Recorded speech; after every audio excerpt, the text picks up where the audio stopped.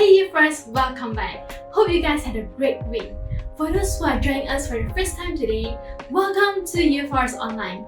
If you are not in any of our small groups, do drop us a DM in our Instagram at UForceKL. So we will connect with you and you can join us in our fun and happening discussion. So as you know, that we have started a new series which is called Be Battle Ready. So are you ready to receive the truth from the Word of God? Let's welcome our youth pastor, Pastor Lisa, to continue part 3 of Be Battle Ready. Hey UForce, we are back together again this week. It is our last and final part of the series, Be Battle Ready. For those of you who missed last 2 parts, don't forget to watch the sermon video so you know how you can get yourself ready for battles together with us. UForce, are you ready to receive the Word of God for today? Let's pray.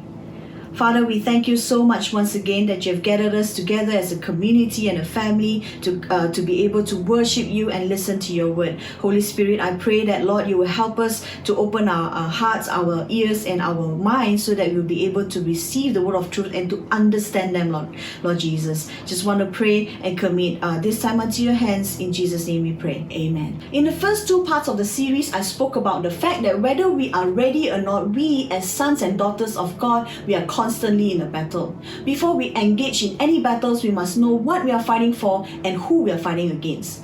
And the Word of God says that we are not fighting against the flesh and blood, but we are fighting against the power of this dark world and against the spiritual forces of the evil one in the heavenly realm. We also learned that there are 3 battlegrounds that we need to stand guard so that the enemy will not have any foothold on our grounds. And the 3 battlegrounds are the mind, the heart, which is our attitudes and our emotions, and the mouth. We also spoke about putting ourselves in an offensive position rather than always trying to survive through the battle, defend, and fall back. I mentioned that there are 3 things that we can do to be on the offensive side. First is to identify the weak points. Second is to take captive and cut off. And third is to not isolate yourself. Don't go into a war alone. And in today's final part, we will see how we can get battle ready, not just ready for now, but to be ever ready to face our circumstances, our disappointments, any pain, setbacks, and also when we come head on with deceptions and lies. The scripture passage that we want to zoom into today is Ephesians 6:13-20. Therefore, take up the whole armor of God that you may be able to withstand in the evil day, and having done all to stand firm. Stand therefore, having fastened on the belt of truth, and having put on the breastplate of righteousness, and as shoes for your feet, having put on the readiness given by the gospel of peace. In all circumstances, take up the shield of faith with which you can extinguish all the flaming darts of the evil one, and take the helmet of salvation and the sword of the Spirit, which is the word of God, praying at all times in the Spirit with all prayer and supplication, that at the end keep alert with all perseverance, making supplication for all the saints and also for me, that words may be given to me in opening my mouth boldly to proclaim the mystery of the gospel, which I am an ambassador in chains, that I may declare it boldly as I ought to speak. The title of tonight's sermon is Suit Up and Slay. What? Pastor Lisa, what are we doing? Suit up and slay? Yes, you heard me right. We are going to suit up tonight and start slaying. Just like all your RPG games, you gotta suit up appropriately before you start slaying your enemy. We are in for reals, people.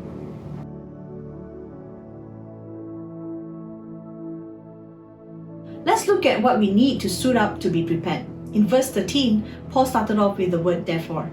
When we read the Bible, when we see the word therefore, it means that we must make sure we connect it back to the previous verses. In the previous verses, Paul mentioned that our battle is not against flesh and blood, but it's a spiritual battle. He said, therefore, take up the whole armor of God that you may be able to withstand in the evil day, and having done all, to stand firm. What Paul is saying here is, therefore, be prepared. You're up against far more than you can handle on your own. Take all the help you can get, every weapon God has issued, so that when it's all over, you'll still be on your feet. These are the keys to withstand the attacks and ambushes of the principalities, powers of darkness, and the evil forces. This is the ultimate and infinitely powerful suit available to all of us as Christians.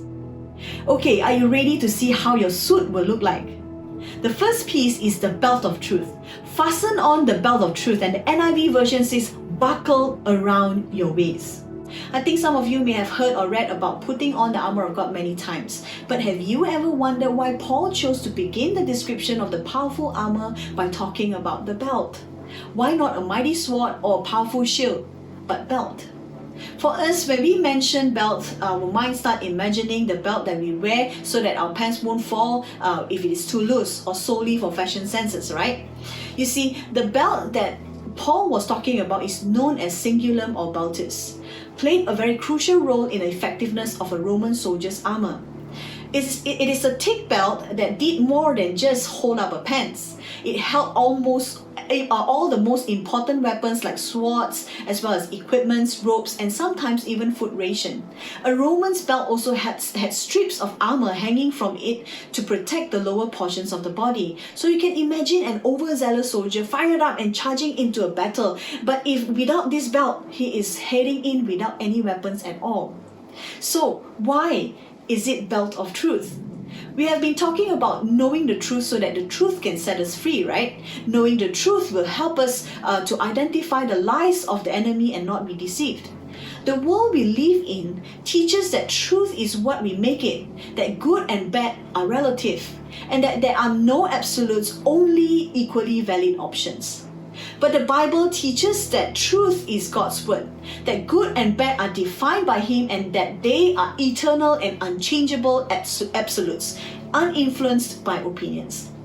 Fundamental truth like Jesus is the way, the truth, and the life. No one comes to the Father except through Him.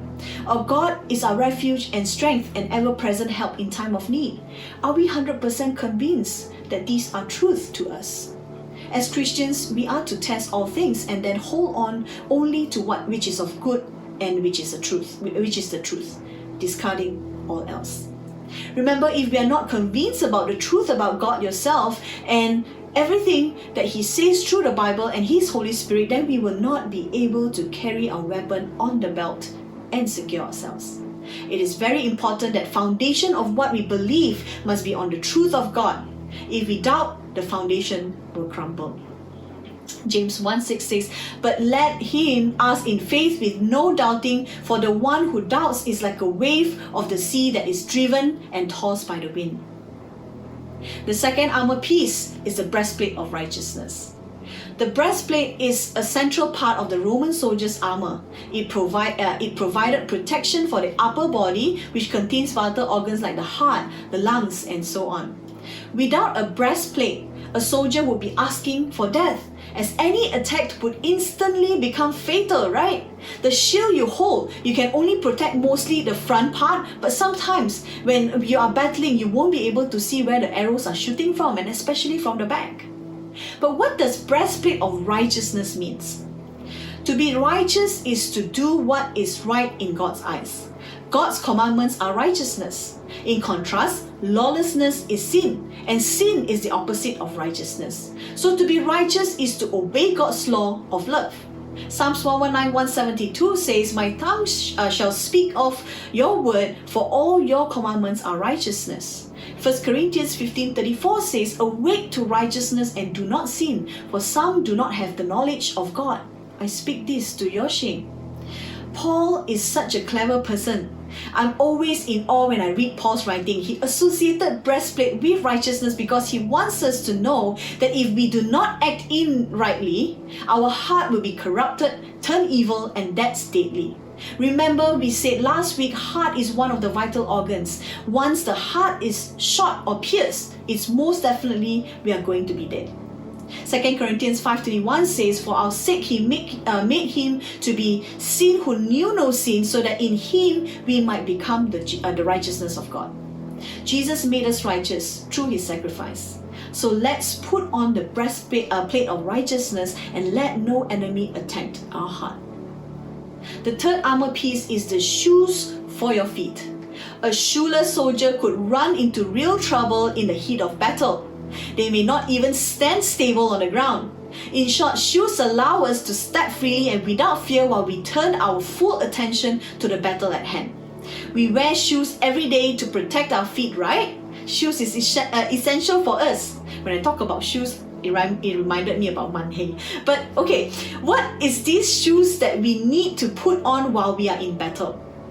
Paul is asking us to put on the shoes so that we are ready to bring the gospel of peace everywhere. There are many of there are many of them who doesn't have the good news, and it is one of our battle to fight as the army of kingdom of God. When we share gospel to people, we're sharing God to them. We have received the freedom from God when we decide to give our life back to Him. We receive our new identity and we receive our spiritual blessings. I believe all of us are convinced now that God loves us and He pursues us, finds us and calls us back even when we wander away like the one lost sheep. So if we believe that God has given us freedom, don't we need to also fight for freedom for others who are still slaves to sin? Romans 10:14-15 says, "How then will they call on Him in whom they have not believed? And how are they to believe in Him of whom they have never heard? And how are they to hear without someone preaching? And how are they to preach unless they are sent? As it is written, how beautiful are the feet of those who preach the good news." We have received this good news and reconciliation from Christ Himself, and we are given the responsibility to bring this good news, gospel, peace, love to those who need. With our shoes on, we are ever ready to go where God leads us to.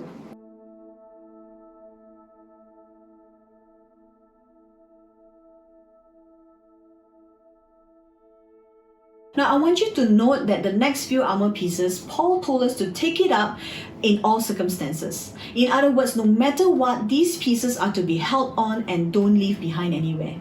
So the fourth armor piece is the shield of faith. When we envision a shield, we may think of a star-spangled one that Captain America holds, or a circular rim that can protect the upper torso at best. But this shield is not the one Captain America holds that can be thrown and fly around. This shield that Paul is talking about is the one that you have to keep close to you and raise up all the time when you're in a battle so that it can protect you from the arrow, sword, and other weapons. This shield of faith that Paul talks about is not the wooden shield. When the enemy shoots flaming arrows or darts, it will catch fire and the shield is no longer useful. So this shield of faith is a shield that can extinguish all flaming darts of the evil one. So if we have a shield of faith, when the enemy starts attacking us or shooting flaming darts at us, we will not be harmed. The fire will be put off. See, faith means trust, belief. Sometimes it can mean faithfulness. If we do not have faith as our shield, we will be easily shot dead. Because this shield that we hold up is like our God. He is our protector. He goes with us and He fights for us, right? We hold up our faith means we trust and believe that God is with us in the battle. Hebrews 11:6 says, "And without faith it is impossible to please God, because anyone who comes to Him must believe that He exists and that He rewards those who earnestly seek Him." Remember also the story of Daniel and the three friends. Daniel's three friends actually, Daniel wasn't in there, who was put in the fiery furnace. They had faith and the faith shielded them from being burned in the furnace. Jesus said, if you had faith like a grain of mustard seed, you could say to the mulberry tree, "Be uprooted and planted in the sea," and it would obey you. All you need is to ask God to increase your faith. And the fifth armor piece is the helmet of salvation. Well, everyone knows helmet is to protect the head from being shot, like how we wear motorbike helmet to protect our head in case we meet with accident. And head is the other vital part that we need to protect other than the heart, remember? Salvation is the start of our journey with God. Head in the Bible may symbolically mean the whole person. So we are to take the helmet of salvation to protect ourselves from the enemy's attack.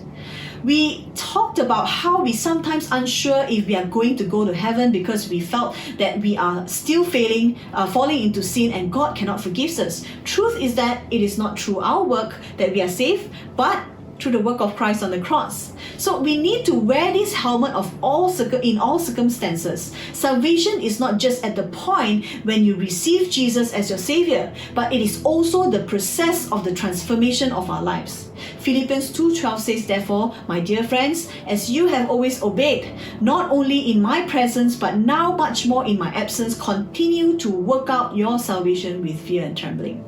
For those of you who watch Saving Private Ryan, I think most of you have not even born yet. Let's take a look at this clip.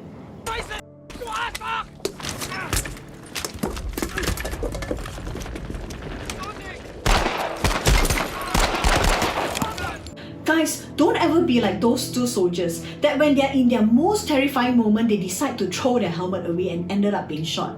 Don't let the enemy make you throw your helmet of salvation away.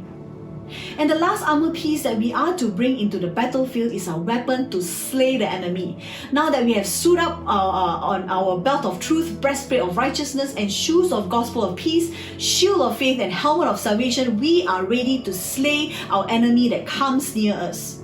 Paul says that to slay our enemy, we need the sword of the Spirit. Now, Holy Spirit was sent to us as helper, guide, a counselor. He helps us understand the Word of God, helps us know God, helps us to pray and intercede. That is why our sword is the sword of the Spirit. He empowers us to slay our enemies.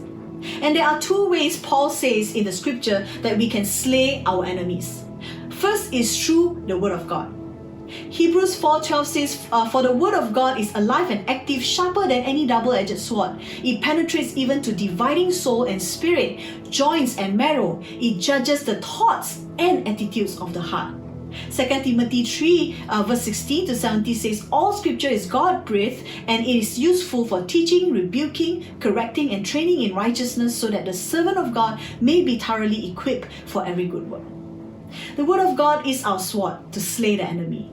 The Word of God is also our food ration. We need it to keep us alive. When we feel hopeless or defeated, the promise of the Word of God is our food for strength. Remember the passage when Jesus was tempted in the wilderness. The tempter asked him, if you are the Son of God, tell these stones to become bread. Jesus answered, it is written, man shall not live by bread alone, but by every word that comes out from the mouth of God.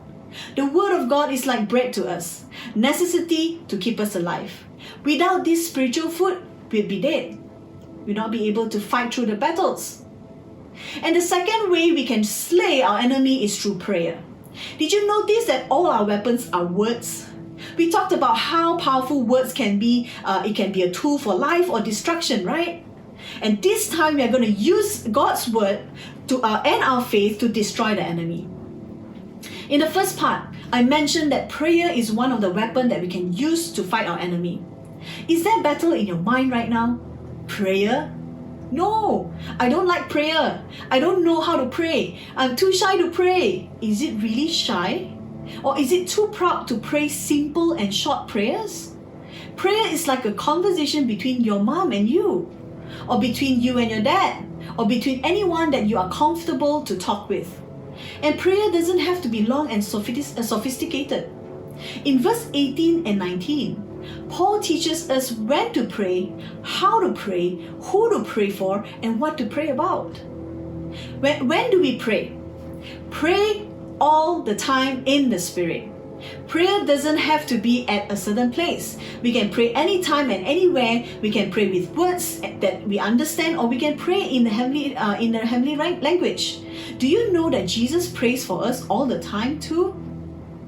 What do we pray for? We can present our needs and our requests, but not just those things. We also can come before God to give thanks to Him and worship Him. Philippians 4:6 says, do not be anxious about anything, but in everything by prayer and supplication with thanksgiving, let your requests be known to God.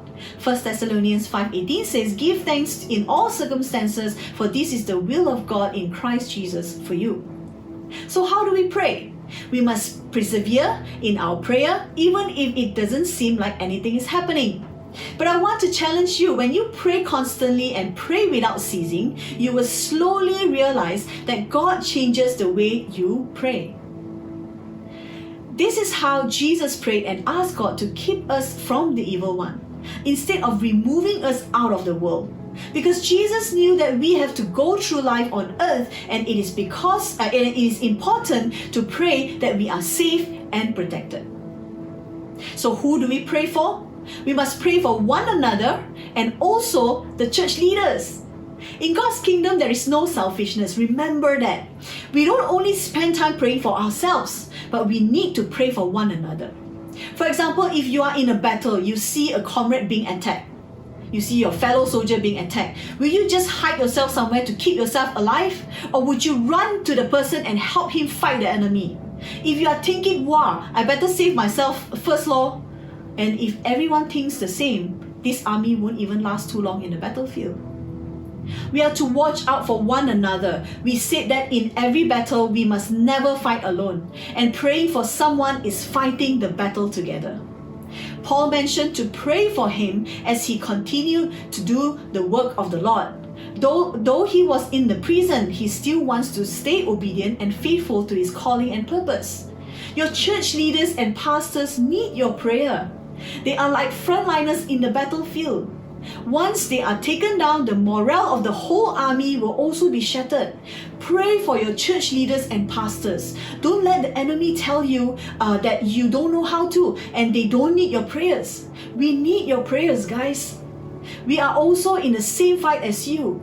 Don't forget, prayer is such a powerful weapon, because when we pray, angels are sent to fight the battle in the spiritual realm for us. Friends, if I may sum up what we really need to suit up in life in order to slay our enemy, is these 6 things. 1. Know the truth. 2. Keep the moral standard of God. 3. Carry the gospel. 4. Strengthen the faith. 5. Work out the salvation. And 6. Yield to the Holy Spirit. This will be our kind of suit for battle. Remember, God did not leave us defenseless. He has prepared and equipped us from head to toe. He has given us truth, the moral standard, the gospel, the faith, the Son, and the Holy Spirit. No more excuses and no more defeats. If we are injured, it's okay. Pick ourselves up, go to the JC Medic Center, recover and come back strong. Pray for one another as we get ready for battle. And as we conclude the series, remember, we are in the constant battle, and this series had taught us how to be battle ready, and we know who we are fighting against, and we know we need to stay united to fight this battle together. So let's stay alert, be on guard, suit up. It's time to slay it. Let's pray for all of us today. Father, we thank you so much that you have put these words for us to ponder, for us to digest, for us to receive, Lord. Father, we thank you, Lord, Father, that you have prepared all these armor pieces that we need in order to fight this battle, Lord. Father, you know from the beginning, Lord, that we are in this situation, and Lord, we are just hopeful for you, Jesus, to come again so that there will be no war, there will be no fights, there will be unity and peace on earth and in heaven. So we just want to pray and ask that, Lord, that you will continue to help us to be able to read your word, to be able to equip with your word, Lord Father, as our weapon, and prayer as our weapon. Father, we want to pray and commit all of us unto your hands. Be with us, help us. In Jesus' name we pray. Amen.